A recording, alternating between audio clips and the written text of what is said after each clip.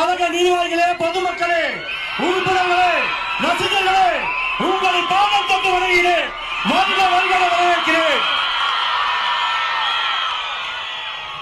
28 ஆண்டு காலமாக என் தளபதிக்காக இந்த சேலம் மாவட்டத்தில் 5000க்கும் மேற்பட்ட மக்கள் இயக்க பலகை திறந்து வைத்தோம்.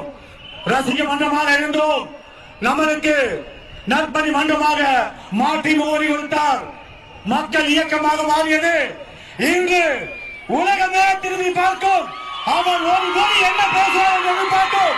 தமிழக வெற்றி கழகத்தை நமக்காக உருவாக்கி கொடுத்திருக்கிறார். எத்தனை நல பணிகள் சேலம் மாவட்டத்தில் 2011 மாபெரும் நலத்திட்ட உதவிகள் வழங்கினோம். நீங்கள் எல்லாம் சேர்ந்து வழங்கினோம். எத்தனாயிரம் ரத்த தானிய முகாம், வெளியில்லா விருந்தகம் சேலம் மாவட்டத்தில் 3 இடத்தில் சிறப்பாக நடைபெற்றுக் கொண்டிருக்கிறது. 5000 நாட்களை கடந்து நடந்து கொண்டிருக்கிறது. அரசு மோகன் குமாரமங்கல மருத்துவமனையில் இன்று வரை தமிழக வெற்றி கழகம் தான் சென்ற ஆண்டு கூட அதிக குருதிகான முகாமை ஏற்படுத்த விருது வாங்கியது. இதுபோல் உங்கள் ஒற்றுமையோடு இவ்வளவு பணிகளை செய்து கொண்டிருந்தோம். அப்படி செய்து கொண்டிருந்த காலத்தில் தான் தமிழக வெற்றி கழகம் உருவாகியது. அது இந்த சேலம் மாவட்டம் 11 தொகுதி கொண்ட மாவட்டத்தை நிர்வாக வளர்ச்சிக்காக 5 மாவட்டமாக பிரித்தார்கள். நான் எல்லாம் சாதாரண தொண்டனாக இருந்தேன். எனக்கு சினிமாவில் வாய்ப்பு கொடுத்து 15-20 படங்களை நடிக்க வைத்தார் என் கழக தலைவர் தளபதி. இன்று நடிகர் சங்கத்தில் உறுப்பினராக இருக்கிறேன். புலிசர் நம்பத்தில் உறுப்பினராக இருக்கிறேன். டிஸ்ட்ரிபியூட்டர் உறுப்பினராக இருக்கிறேன். ஒரு தொண்டனை எப்படி உருவாக்க வேண்டும் என்று இந்த தளபதிக்கு தான் தெரியும். அதே போல் நம்மளோடு நம்முடன் இருப்பவர்தான் ஒருத்தர் முதலமைச்சராக வேண்டும். அவங்களுக்கு ஏதாவது கஷ்டம் தெரியும். தளபதி பெரிய கோடி ஆன கோடி பரம்பரையிலிருந்து வந்தவர் அல்ல. கஷ்டங்களையும் அவமானங்களையும் அசைகளையும் பட்டுதான் இந்த நிலைக்கு இருக்கிறார். அப்படி பார்க்கும்போது உனக்கு என்ன தேவை, இந்த ஏழைகளுக்கு தேவை என்பதை அவரால் தான் யூகிக்க முடியும். அவரால் தான் முதலமைச்சராக இருக்க முடியும். நம்மில் ஒருவர் முதலமைச்சராக இருக்க வேண்டும். அப்படியெல்லாம் உழைத்து 5 மாவட்டங்களாக பிரிக்கும் பொழுது சீமான்கள், பணக்காரர்கள் கோடி கோடியாக கொட்டிகள் என்று சொல்லும் போதும் என் கழக தலைவரும் தளபதி அவர்களும் என்னை மாவட்ட செயலராக்கினார். என்னுடன் இணைந்து 4 பேர் வசதியே இல்லாத அவர்களை ஒரு இமைப்பொழுதும் யோசிக்காமல் கழக தலைவரும் பொதுச் செயலரும் மாவட்ட செயலராக்குகிறார். இன்று சேலம் மாவட்டத்தில் 5 பேர் இருக்கிறோம். அதே மாதிரி ஒன்று சொல்லிக் கொள்கிறேன். வருகின்ற சட்டமன்ற தேர்தலில் இதுவரை இல்லாத வரலாற்றில் நிகழாத நிகழ்வுகள் ஏழை எளியோர் அத்தனை பேரும் எம்எல்ஏ ஆக்க முடியும்.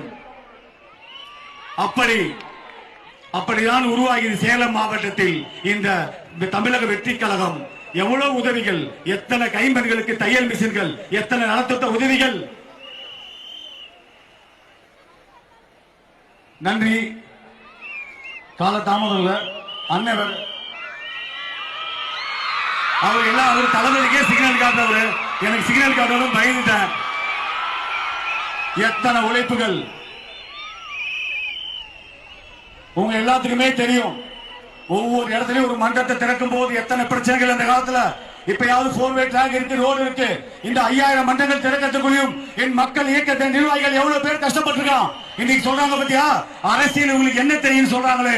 இன்னைக்கு சொல்லுகிறேன், இந்த 30 ஆண்டு காலமாக இந்த 5000 மன்றத்தை திறந்து விட்டு ஒரு மன்றம் திறக்க வேண்டும் என்றால் ஒரு இடத்துல திறக்கணும்னா எதிர்கட்சி, ஆளுங்கட்சி அத்தனை பேருக்கு பிரச்சனை பண்ண அந்த மன்றத்தை திறந்தான். 30 ஆண்டு காலமாக ஆளும் கட்சியும் பார்த்து விட்டோம், எதிர்கட்சியும் பார்த்து விட்டோம். இன்று எதிர்கட்சியாக இருக்கிறோம்.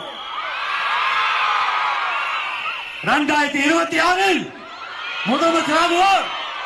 கழக தோழர்களே, உங்களுக்கெல்லாம் முன்னே ஒரு சொல்லிக் கொள்கிறேன். உங்களிடம் இருக்கும் தாழ்வு மனப்பானை தூக்கி எறியுங்கள்.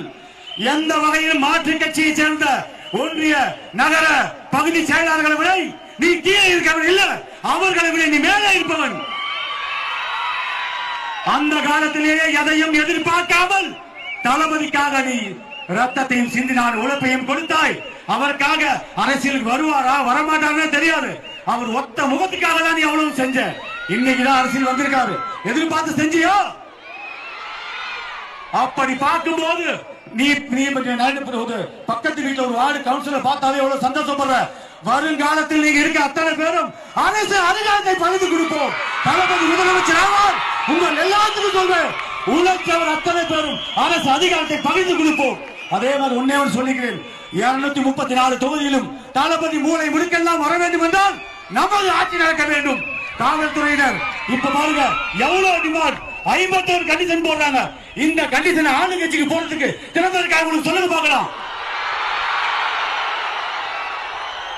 ஆளும் கட்சி மாநாட்டில் கூட இத்தனை ஆம்புலன்ஸ் வண்டி இல்ல, இத்தனை மருத்துவர் இல்ல, டாய்லெட் பாத்ரூம் குடிநீர் அவ்வளவு ஏற்பாடு பண்ணிருக்கோம். எல்லா கட்சிக்கும் முன் உதாரணமா செஞ்சிருக்கோம். நன்றி, வணக்கம்.